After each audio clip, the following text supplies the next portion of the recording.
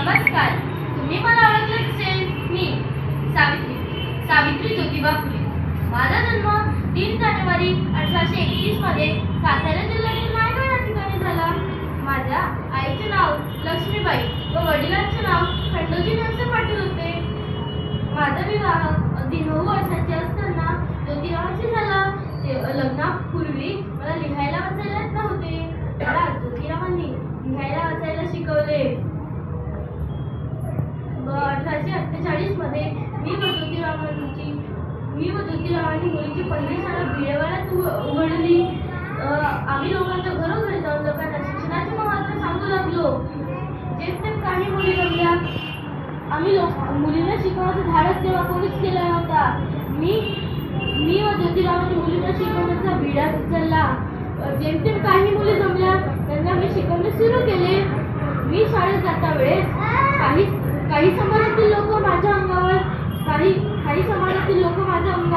शेण, दगड, माती, चिखल फेकून मारायचे. मी शाळेत गेल्यावर ओले कपड्याने माझे अंग पुसून मुलींना शिकवणे सुरू करायची. एके दिवशी माझ्या अंगात ताप भरला. हे ज्योतिरावांच्या लक्षात आले. ज्योतिरावांनी मला एक सल्ला दिला. एक साडी सोबत घेऊन जा आणि तिकडे जाऊन साडी बदलून मुलींना शिकवणे सुरू करत जा. हे सल्ला मला ज्योतिरावांनी दिला.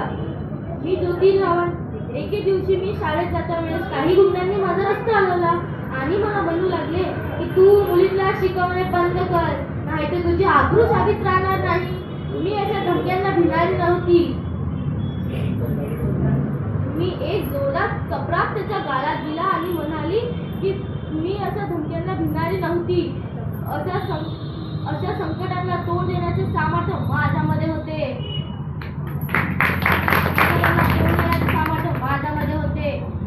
मी ज्योतिरावाच्या पाठीमागे खंबीरपणे उभी होती.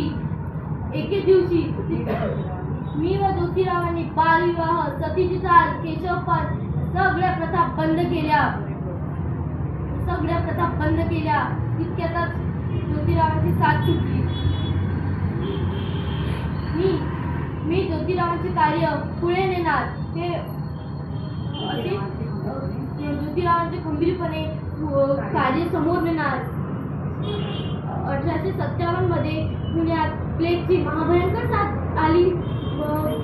आम्ही लोकांच्या सेवा सुरूच ठेवल्या. तितक्यातच मला माझ्यावर लक्ष देणेच झाले नाही.